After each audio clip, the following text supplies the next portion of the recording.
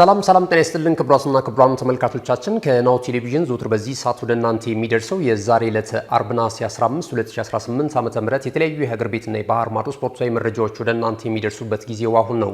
እስከ መረጃዎቻችን ፍጻሜ ድረስ አብራችሁን እንድትቆዩ የምንጋብዛችሁ የመረጃዎቹ አዘጋጅና አቅራቢ ገዛኸኝ እንዱላ፣ የካሜራ ባለሙያችን ዘካሪያስ ሳይሉ ከኛ ጋር ቆይታ ያደርጋል። እናንተም እስከ መረጃዎቻችን ፍጻሜ ድረስ አብራችሁን እንድትዘልቁ በድጋሚ እንጋብዛችኋለን። አብራችሁን ነው።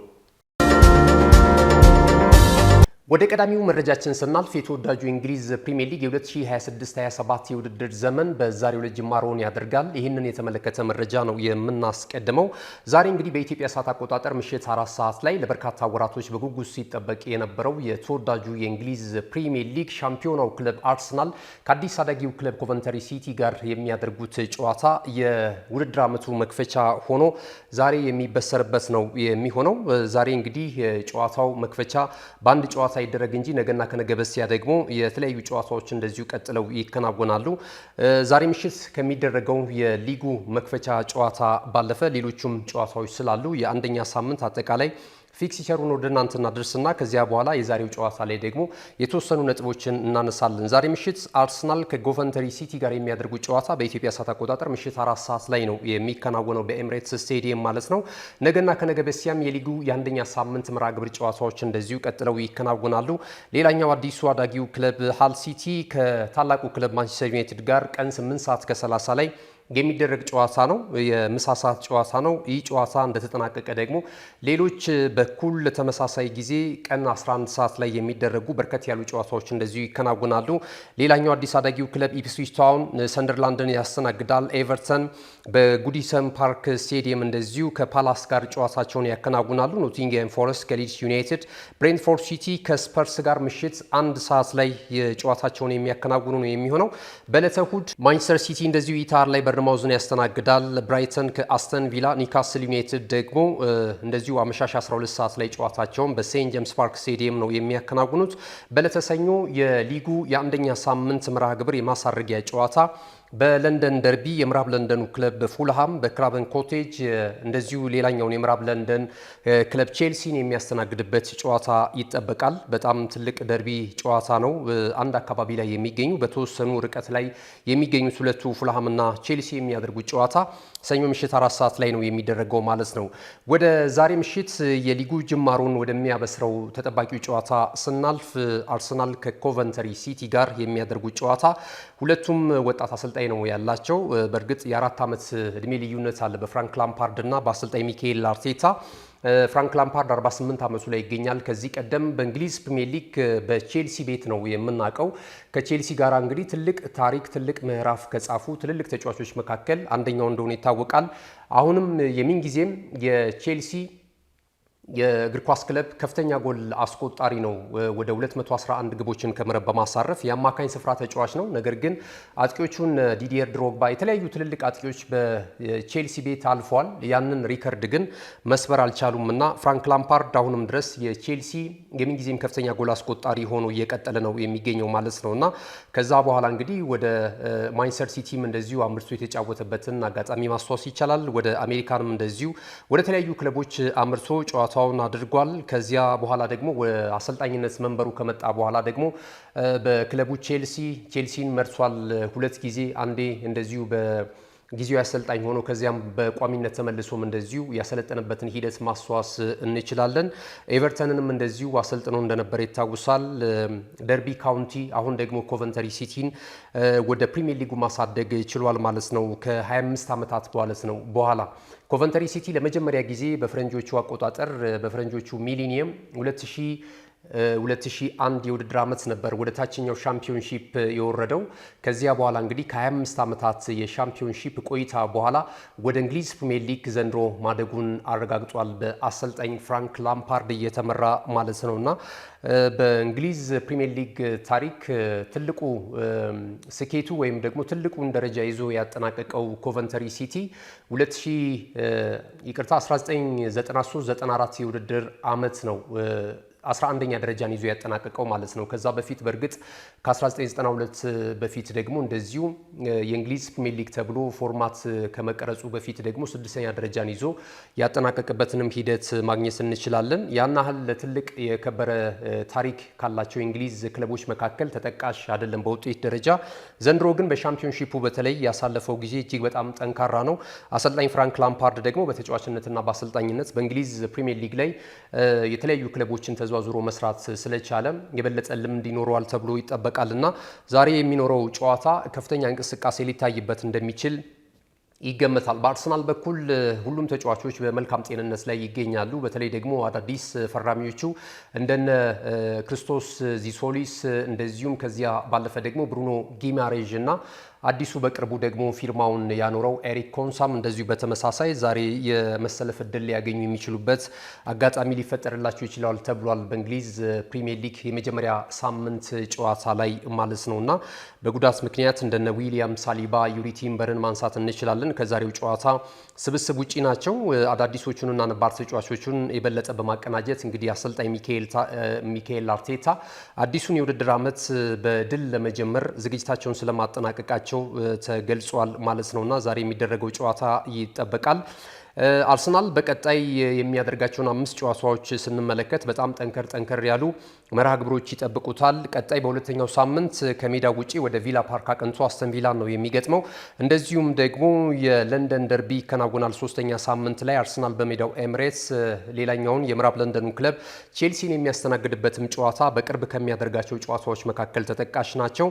ከዛ ደግሞ በስቴዲየም ኦፍ ላይት እንደዚሁ ወደ ሰንደርላንድ አምርቶ ሰንደርላንድን የሚገጥም ነው የሚሆነው። 5ኛ ሳምንት ላይ ደግሞ ከብራይተን ጋር እንደዚሁ ከሜዳው ውጪ በአሜክስ ጨዋታውን ያደርጋል። የማንቸስተር ዩናይትድን ቀጣይ 5 መርሃ ግብሮች ስንመለከት ማንቸስተር ዩናይትድ ከኢፕስዊች ታውን ሁለተኛ ሳምንት ላይ ይገናኛል። በጉዲሰን ፓርክ እንደዚሁ ኤቨርተንን ያስተናግዳል።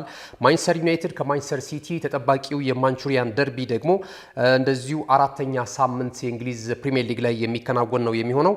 ፉልሃም 5ኛ ሳምንት ላይ የማንቸስተር ዩናይትድ ተጋጣሚ ነው። የሊቨርፑልን ቀጣይ 5 መርሃ ግብሮችን ስንመለከት በሁለተኛው ሳምንት ሊቨርፑል ኖቲንግሃም ፎረስትን አንፊልድ ሮድ ላይ ይገጥማል። ከዚያ በኋላ ከሜዳው ውጪ አቅንቶ ደግሞ ከኢፕስዊች ታውን ጋር ይጫወታል። ሊቨርፑል ከፉልሃም እንደዚሁም ከበርንማውዝ 4ኛና 5ኛ ሳምንት ላይ የሚያደርጋቸው ጨዋታዎች ናቸው ማለት ነውና የእንግሊዝ ፕሪሚየር ሊግ ብዙ አነጋጋሪና አዳዲስ ጉዳዮችን ይዞ መጥቷል። በተለይ በ2026-27 የውድድር ዘመን የሚተገበሩ ከዳኝነት ጋር የተያያዙ አዳዲስ አሰራሮችን እንደዚሁ ኤፍኤ ይዞ መምጣቱን እየገለጸ እንደነበር እናስታውሳለንና አሰልጣኞችም እንደዚሁም በርካቶች ናቸው።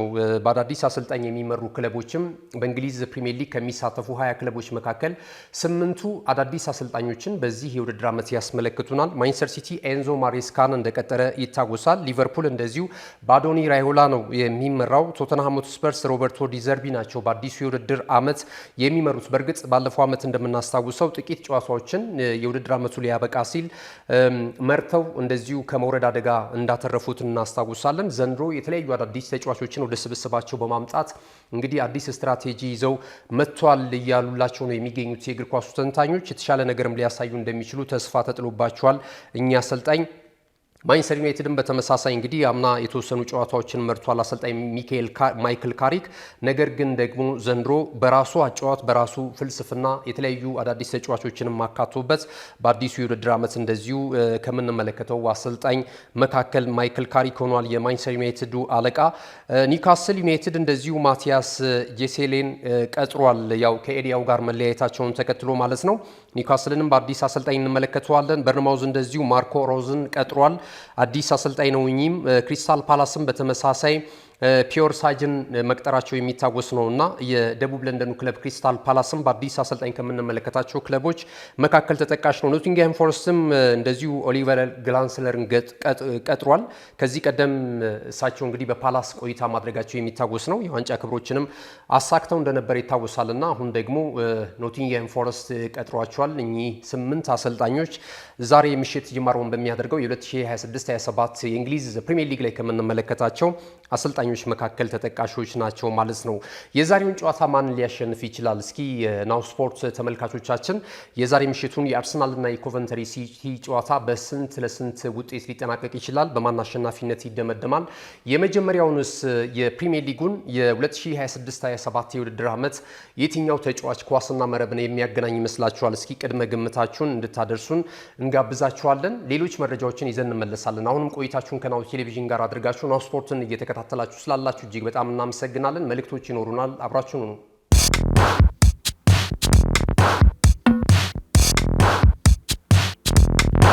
የማድረስ አገልግሎት የወደፊት ዕጣ ፈንታ እዚህ ደርሷል። በትሩዝ የታገዘም ትሩዝ ዴሊቨሪን እናስተዋውቆ። የኛ 100% የኤሌክትሪክ ሞተሮች ለአካባቢ ተስማሚ ብቻ አይደሉም፣ ፈጣን፣ ጸጥተኛና አስተማማኝም ናቸው። ያለምንም ጫጫታ፣ ያለምንም ጭስ የእርስዎ ጥቅል በሰዓቱ ይደርሳል። በቀጥታ ክትትል ላይፍ ትራኪንግ ሁሉንም ነገር ይቆጣጠሩ። ጥቅሎ እስከ ደጃፎ ድረስ ያለውን እንቅስቃሴ በቀጥታ ይመልከቱ። ደህንነት ቅድሚያ የምንሰጠው ጉዳይ ነው። በእኛ የተቀባይ ማረጋገጫ ሪሲቨር ኮንፈርሜሽን ዘዴ ጥቅሎ በትክክለኛው እጅ መግባቱ እናረጋግጣለን። እርስዎ ያረጋግጣሉ፣ እኛም እናስረክባለን። እገዛ ይፈልጋሉ? ቡድናችን ሁልጊዜ በ8194 ዝግጁ ነው። ትሩዝ ዴሊቨሪ ለአካባቢ ተስማሚ፣ ደህንነቱ የተጠበቀና የቀጥታ ክትትል ያለው። ዛሬውኑ በ8194 ይደውሉ። ተመልሰናል። ክቡራትና ክቡራን ተመልካቾቻችን አብራችሁን ስላላችሁ እጅግ በጣም እናመሰግናለን። የናሁ ቴሌቪዥን ናሁ ስፖርት የዕለተ አርብ የመረጃ ሰዓታችንን በመከታተል ላይ ትገኛላችሁ። ከምልክቶች አስቀድመን የተወዳጁ የእንግሊዝ ፕሪሚየር ሊግ ዛሬ ምሽት 4 ሰዓት ላይ በኢትዮጵያ ሰዓት አቆጣጠር አርሰናል ከኮቨንተሪ ሲቲ ጋር በሚያደርጉት ጨዋታ ጅማሮን እንደሚያደርግ የተመለከተውና ሌሎች ዝርዝር ሀሳቦችን ወደ እናንተ ያደረስንበትን መረጃ ነበር ወደ እናንተ ስናደርስ የነበረው። አሁን ደግሞ ወደ ሌሎች መረጃዎቻችን እናልፋለን። ወደዛ ከማለፋችን አስቀድመን እንደወትሮ ሁሉ መሸጋገሪያ አድርገው የናንተ የተከበራችሁ ውድ ተመልካቾቻችን ሐሳብ አስተያየት ነው። ትላንት ከባልደረባዬ ኢየሩሳሌም አጥናፉ ጋር በነበረን የመረጃ ሰዓት የተለያዩ መረጃዎችን ወደ እናንተ አድርሰናል። እናንተም በመረጃዎቻችን ላይና ቢቀርቡ ያሏቸውን ሐሳቦች ወደኛ አድርሳችኋል። እነዚህን አስከትለን የናንተን ስምና አስተያየት ከፍ የምናደርግበት ሰዓት ላይ ነው የምንገኘው። የዛሬው ቀዳሚ ገቢያችን የሆነው ጸጋሃብ ነው። በጣም እናመሰግናለን ጸጋሃብ። ሰላም እንዴት ናችሁ? ናሁ ስፖርቶች የዜና አቀራረባችሁ እጅግ በጣም አሪፍ ነው። በዚሁ ቀጥሉበት። አርሰናል በግራ ክንፍ እንደ ወሳኝ ተጫዋች ቢያስፈርም የበለጠ ጥሩ የሚሆን ይመስለኛል። በተረፈ አርሰናል ዘንድሮም የሊጉን ዋንጫ ደግሞ ያነሳል የሚል እምነት እንዳለው ነው ጸጋቤ ገለጸልን። በጣም እናመሰግናለን። ጸደይ ተክለ ብርሃን የናሁ ስፖርት መረጃ በጣም ደስ ይላል። ከአሜሪካ ሜሪላንድ ነው እየተከታተልኳቸው የሚገኘው። በዚሁ ቀጥሉ። የኔው ቼልሲ የሊጉን የዋንጫ ክብር እመኑኝ ያነሳል የሚል እንደዚሁ ቅድመ ግምቷን አድርሳናለች እና ጸደይ ተክለ ብርሃን በጣም እናመሰግናለን። ማህድ አህመድ ከጂጂጋ የዞትር አድማጫችን ነው። የተከበረ ሰላምታውን እንደወትሮ ሁሉ ካቀረበልን በኋላ አርሰናል ተከላካይ በማስፈረሙ በጣም ደስ ብሎኛል። በተረፈ አርብን አላህ ካለ በጉጉት እየጠበቅኩ ነው። ድል ለኔው አርሰናል የሚል ምኞቱ እንደዚሁ ገልጿል። ማህድ አህመድ ከጂጂጋ እጅግ በጣም እናመሰግናለን። አስናቀ ይመር ባለሀብት ክለብ መግዛት ወይም መመስረት ይችላል።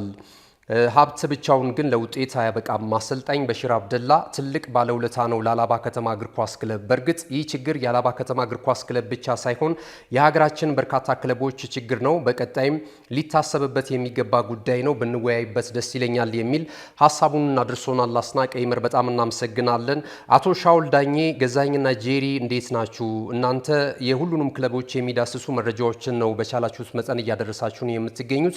ቅሬታው ልክ አይመስለኝም ተካከል ብሏል። ዛሬ ምሽት የኒው አርሰናል የውድድር ዓመቱን በድል ይጀምራል እንዳትጠራጠሩ የሚል ሀሳባቸውን ገልጸውልናል። አቶ ሻውል ዳኜን እጅግ በጣም እናመሰግናለን። ሙሉጌታ ያለው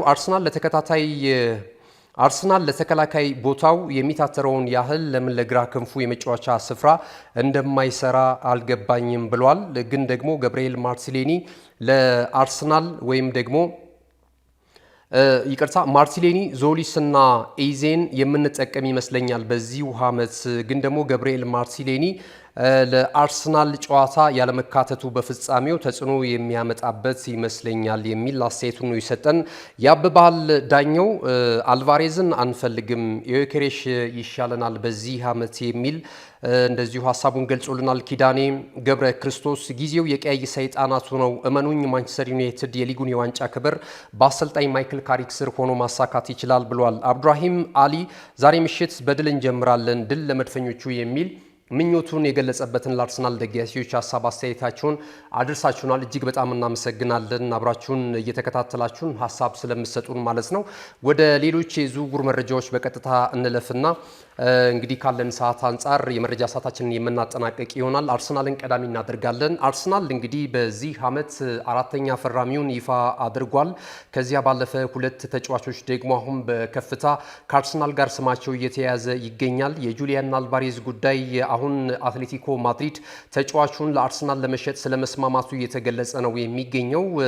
የአትሌቲኮ ማድሪድ ጥረት በስፔን እንዳይቆይ ነው። ተጫዋቹ ከቻለ በአትሌቲኮ ማድሪድ ቆይታው እንዲቀጥል ካልሆነ ግን ወደ ተቀናቃኝ ክለቦች ሪያል ማድሪድ እና ባርሴሎና በጭራሽ እንዲያመራባቸው አይፈልጉም። አንድ ምርጫቸው ወደ እንግሊዝ ፕሪሚየር ሊግ ዳግም ወደ አርሰናል እንዲመለስ ፍላጎት አላቸው ተብሏል። ከዚህ ቀደም በፕሪሚየር ሊጉ ከማንቸስተር ሲቲ ጋር ሁለት የፕሪሚየር ሊጉን የዋንጫ ክብር ማሳካቱ የሚታወስ ነው። አሁን ደግሞ ወደሚያውቀው የእንግሊዝ ፕሪሚየር ሊግ በአርሰናል ማሊያ ልንመለከተው እንችላለን የሚሉ መረጃዎች እየወጡ ነው የሚገኙትና እንግዲህ ከመሸም ቢሆን አትሌቲኮ ማድሪዶች ለአርሰናል እጅ የሰጡ ይመስላሉ። ከወደ ስፔን እየወጡ ያሉ መረጃዎች እንደሚጠቁሙት ከሆነ ይሄ ተጫዋች የቀናት ጉዳይ ካልሆነ የአርሰናል ንብረት ስለመሆኑ ምንም ጥርጥር እንደሌለው ነው እየተናገሩ የሚገኙት ማለት ነውና ቀጣዮቹን ቀናቶች የአርሰናል ደጋፊዎች የበለጠ ትኩረት እንዲሰጡባቸው የሚያደርግ ጉዳይ ከወደ ስፔን እየወጣ ይገኛል። በጁሊያን አልቫሬዝ እና በአርሰናል የዝውውር ጉዳይ ማለት ነው። አርሰናል በዚህ ሳያበቃ ሌላኛውን የጆርጂያውን የፊት መስመር ተጫዋች ለማስፈረም እንደዚሁ ንግግር ጀምሯል ተብሏል። በተለይ የክለቡ ስፖርቲንግ ዳይሬክተር አንድሪያ ቤርታ ይህንን በበርካታ ታላላቅ ክለቦች ራዳር ውስጥ የወደቀውን አንድሪያ ባርቲሽቪሊን ለማስፈረም ፍላጎታቸው ከፍተኛ ሆኖ ድርድሩንም እንደጀመሩት ነው እየተነገረ የሚገኘው። ብዙ ትልልቅ ክለቦች የተጫዋቹን ፊርማ ለማግኘት ከፍተኛ ጥረት ቢያደርጉም ነገር ግን አንድሪያ ቤርታ ከወኪሉ ጋር ባላቸው ተግባቦት ተጫዋቹን የግላቸው ለማድረግ ተቃርበዋል የሚሉ መረጃዎች እየወጡ ነው የሚገኘው። ከአርሰናል ጋራ የወደፊት ህይወቱ ብሩህ ሊሆን እንደሚችል የእግር ኳሱ ተንታኞችም እየገለጹ ነው የሚገኙት። አንደኛ 21 ዓመቱ ነው። ከዚህ ቀደም እንግዲህ ይቺ ሀገር ብዙም በእግር ኳስ አትታወቅም። አንድ ያላት ተጫዋች የቀድሞ የናፖሊ አሁን ደግሞ በፒኤስጂ ቤት የምናውቀው ኪቪቻ ክቫራትስኬሊያ ነው። እሱን አሪያ እንደሚያደርግና የሱ ሮል ሞዴል እንደሆነም እየተነገረለት ነው የሚገኘው አንድሪያ ባርቲሽቪሊን የተሰኘው ይህ የፊት መስመር ተጫዋች ማለት ነውና መድፈኞቹን ማሊያ ለመልበስ እንደተጣደፈ በመግለጽ ላይ ይገኛሉ የመረጃ ምንጮቹ። ወደ ሊቨርፑል የዝውውር መረጃ ስናልፍ የብራይተኑን የክንፍ ተጫዋች ያንካባን ሚንቴን ለማስፈረም 50 ሚሊዮን ፓውንድ አቅርቦ በብራይተን ኦቭ አልቢዮን ውድቅ እንደተደረገበት እየተገለጸ ነው የሚገኘው። ሊቨርፑል የተለያዩ ጥረቶችን በማድረግ ላይ ነው የሚገኘው። ይህንን ተጫዋች ለማስፈረም የተሻሻለ የዝውውር ሂሳብ ለብራይተን ኦቭ አልቢዮን ለማቅረብ ዝግጅታቸውን ስለማጠናቀቃቸውም በመነገር ላይ ነው የሚገኘው። በሌላ በኩል የባርኮላንም ዝውውር ሁኔታ እንደዚሁ እያጤኑበት እንደሚገኙ በመገለጽ ላይ ይገኛል ሊቨርፑሎች ማለት ነው። ሌላኛው የዝውውር መረጃችን የሚሆነው ከሊቨርፑል ጋር በተያያዘ የአርሰናሉን አካዳሚ ፍሬ የሆነውን ኤታን ዋኔሪን የማስፈረም ፍላጎት አላቸው ተብሏል። አርሰናል ግን የለጠፈበት ዋጋ ደግሞ ፈላጊውን ሊቨርፑልን ሊያሸሸው እንደሚችል እየተገለጸ ነው የሚገኘው። መድፈኞቹ እስከ 51 ሚሊዮን ፓውንድ ለኤታን ዋኔሪ ዝውውር እንደሚፈልጉ በመነገር ላይ ይገኛል። ሊቨርፑል ይህንን ተጫዋች አጥብቆ እየፈለገው ነው የሚገኘው። ያለውንም ታለንት ተረድተዋል ተብሏል። ስፔናዊ አሰልጣኝ አዶኒ ራዮላ እና ቀጣይ ትኩረታቸው ይሄኛው ተጫዋች ሊሆን እንደሚችል ተነግሯል። ወደ ቶተንሃም ሆትስፐርስ የዝውውር መስኮት ስናልፍ እንደዚሁ ቶተንሃም ሆትስፐርስ ፊሊፕ ማቴታን ከደቡብ ለንደኑ ክለብ ክሪስታል ፓላስ ለማስፈረም ጥያቄ ስለማቅረቡ እየተገለጸ ነው የሚገኘው። ይህንን ጉዳይ እንግዲህ የቶተንሃም ሆትስፐርስ የበላይ ሰዎች ተጫዋቹን የፈረንሳዊ ኢንተርናሽናል እንግዲህ በእድሜው ማብቂያ በተለይ ደግሞ ከ28 አካባቢ ነው 29 አካባቢ ነው እድሜው እንደሚታወቀው ማለት ነው እስከ ፈረንሳይ ብሔራዊ ቡድን ድረስ እስከ መመረጥ የደረሰበትን የእድሜ ሁኔታ እያሳለፈ ነው የሚገኘው። በእንግሊዝ ፕሪሚየር ሊግ በክሪስታል ፓላስ ቤት በሚያሳየው ተከታታይ ወጥነት ያለው አቋም ትልልቅ ክለቦች እይታ ውስጥ እንዲገባ አድርጎታል። አንደኛው ቶተንሃም ሆትስፐርስ ፈላጊ ሆኖ መጥቶ እየተመለከትን እንገኛለን እና ይህ የክረምት የተጫዋቾች የዝውውር መስኮት ሳያበቃ ይህንን ተጫዋች ለማስፈረም ፍላጎት እንዳላቸው እየተገለጸ ነው የሚገኘው። ቶተንሃም ሆትስፐርስ በዚህ የክረምት የተጫዋቾች የዝውውር መስኮት በርካቶችን እጃቸውን አፋቸው ላይ የሚያስጭን ዝውውር እየፈጸመ ነው የሚገኘው። አሁን ደግሞ ሳቪኒዮን ስለማስፈረሙ እየተነገረ ነው የሚገኘው። እስከ 85 ሚሊዮን ፓውንድ ኢንቨስት አድርጎበታል ተብሏል። አስቀድሞ እንግዲህ ሲቲዎች 2025 ላይ እንደምናስታውሰው ከስፔኑ ክለብ ጂሮና ነበር በ40 ሚሊዮን ዩሮ ይህንን ተጫዋች ማስፈረም የቻሉት። አሁን በእጥፍ አትርፈውበት ወደ ሰሜን ለንደኑ ክለብ ቶተንሃም ሆትስፐርስ ለመሸጥ ስለመስማማታቸው በመነገር ላይ ነው የሚገኘው ማለት ነው። የዩናይትድ መረጃን መውጫ እናድርገው። ዩናይትዶች የሉዊስ ስኬሊን ጉዳይ አሁንም ጨርሰው እንዳልተውት በመገለጽ ላይ ይገኛል። ካርሎስ ባሌባን የግላቸው አድርገዋል። ተጫዋቹ ምናልባት የአማካኝ ስፍራ ላይ ያሉ አዳዲስ ተጫዋቾች እንደነ ዩሪ ቲምበር እንደዚሁም ማቲያስ ፈርናንዴዝን ማስፈረማቸው ይታወሳል። ያም ቢሆን ነባር ተጫዋቾች አሉ እንደነ ብሩኖ ፈርናንዴዝን የመሳሰሉ ተጫዋቾች አሁንም ግን በግራ በኩልም የግራ ተመላላሽ አድርገውም የማጫወት ፍላጎት እንዳላቸው ሉዊስ ስኬሊን ግን የማስፈረም እቅዳቸው አሁንም ተጠናክሮ ስለመቀጠሉ እየተገለጸ ነው የሚገኘው ማለት ነው። ክቡራትና ክቡራን ተመልካቾቻችን ለዛሬ ዕለተ አርብ ከናሁ ቴሌቪዥን ናሁ ስፖርት ነሐሴ 15 2018 ዓ.ም በእኔና በባልደረቦቼ የተሰናዱ የሀገር ቤት ስፖርታዊ መረጃዎች ይህንን ይመስሉ ነበር። መረጃዎቹን ስለተከታተላችሁ እጅግ በጣም እናመሰግናለን። መረጃዎቹን ወደ እናንተ በማድረስ ገዛኸኝ ዱላ የካሜራ ባለሙያችን ዘካሪያስ ሳይሉ ከኛ ጋር ቆይታ አድርጓል። ተወዳጅ የናሁ ቴሌቪዥን ፕሮግራሞች በቀጣይነትም ወደ እናንተ የሚደርሱ ይሆናል። በያላችሁበት መልካም ጊዜ ይሁንላችሁ።